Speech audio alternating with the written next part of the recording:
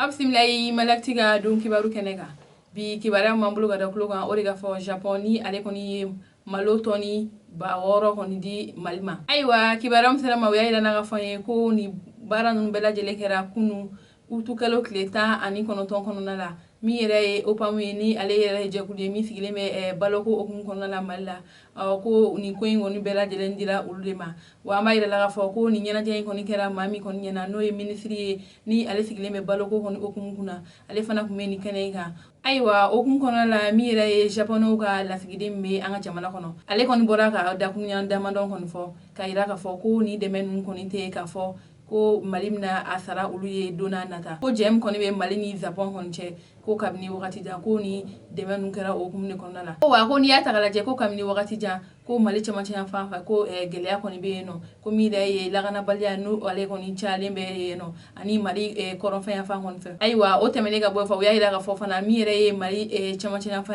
ko ni wakati konna ko ambela jele koni ba karama lagana balya ani kongo koni be no ko sabu ke ba magati munu be no nulu be ka wali ache juta ka nyasi ye mo konma ko ogumne kono na wulu koni ni demeta ko ka nyasi mali mo koni ma wa amba ida ga fo ko ni deme mo koni kera ka nyasi mali on koni ma akoni muso ga beta million fla koni bonyo koni na français fala wa o temene ga bo mi re ye ministre msigile me baloko koni ogun kono na ale koni ida ga fo kulu koni kontane lo ko sobere ni deme konna ko sabla ani mina ke wali do be se ga bo anga gele la tugo ma koni ata ga je ko baloko gele koni be anga jamana kono ko ga sabu ke asongo koni ka gele wa samia koni te ga nya ko sobere ko ogun konna balom koni dile fenne ko uluba ira ka fo ko do koni be no obna fere ma munu be se ga balo koni sa ko wakabe di songo koni no manna aiwa o temene ga bo kibara wala mambulu ga dan kulo ga o ga fo andira bukan ni ale koni be mena kan fanfe ko sango ni tiani ba koni geno aiwa kibara musela ma wiya na fa ko uti kalo kleta ani duru kono nala ko samba do kono nana ni dugu konna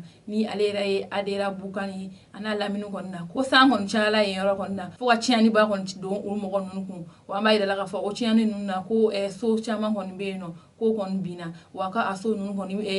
agaya beta fo so keme ani biduru koni bonyo ko la uga balo koni fana chama kon taraji kon na ani uga bagon chama koni sara ba okun kon la mai la ka fo ko kamni ni san kon na ni ni manu koni bora uga so kono ko ul koni be bolo chama kon be bolo fe ko tagayoro kon tula wa me rom na ko bi ko mi re ka fo ko chama na nyama fo kon ma se nunu ma ko fo le nunu ma kata de maduye wa me rom na ko bi koni mi re ni yoro ko fo le nunu ni ale rabe mina ka fanfe be ba kala ma koni ko lagana ya koni chale mbe wero honna wa yemo koni ubega kono la fili koni chama koni bula ko kasabu yake utaro bina mige so tu bolo wa baloko gelera koni bula wa kene na mamunu yere koni segene be ni walianuna o ye muso wi andim soni wa ku koni be wole bla jamana nyamoyi wala so be sega de medo ni mako fele nunu fetu gamna aiwa kibara wala mambulo tu ni ga dokulo ga o de ga fo bangasi marala dugudo koni be no ko bingali kelo koni tarayi dugula mo koni kama aiwa kibara msalama wa yere ga fo ko ni du ko fole koni ko ale to ko ye kurunga dai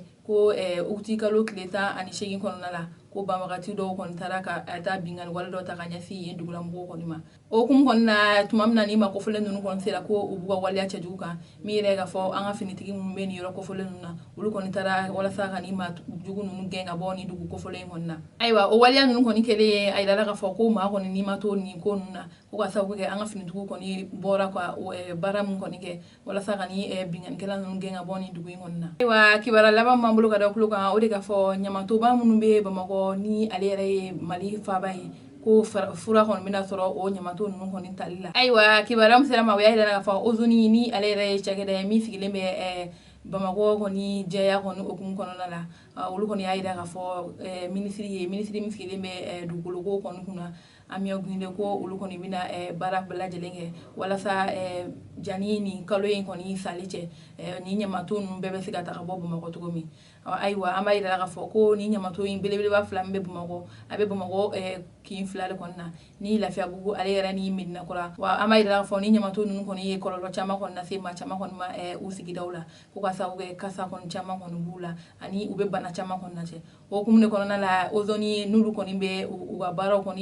se unfe o we laidu yere kon ta ka fo ko mi yere ga ko ni kalo yin kon kile bi saban kile konna ko o b'a sɔrɔ k'a fɔ ko ni ɲama ninnu kɔni bɛɛ lajɛlen tala ka bɔ u sigiyɔrɔ kɔni na. Ayiwa hakilina jiginna an b'a yirala k'a fɔ ozoni ale kɔni bɛ an ka jamana kɔnɔ kabini san 2015 kɔnɔna la ko u kɔni bɛna u ka baaraw kɛ. A yirala k'a fɔ ko o wagati kɔni na Bamakɔ ale yɛrɛ kun ye faaba ye, faaba min kɔni nɔgɔlen don ka tɛmɛ Afiriki dugu kɔni caman kɔni kan. Ayiwa u kɔni ye layidu belebeleba dɔ kɔni ta minisiri ye ka yira k'a fɔ ko olu kɔni bɛna ɲamatoba min kɔni bɛ yen n'a bɛ kɔlɔlɔ baden lase kinkɔnɔmɔgɔw kɔni ma ko u bɛna fɛɛrɛ kɛ k'a ta ka bɔ yen nɔ walasa kɔlɔlɔ kɔni bɛ se ka ban walasa u ka baara kɔni laɲiniw bɛɛ bɛ se ka sabati cogoya min na n'o ye Bamakɔ jɛyali ye. Ayiwa an balimaw ni ne kun ye kibaruya ka da aw tulo kan aw ni ce aw ka kulomajɔ la.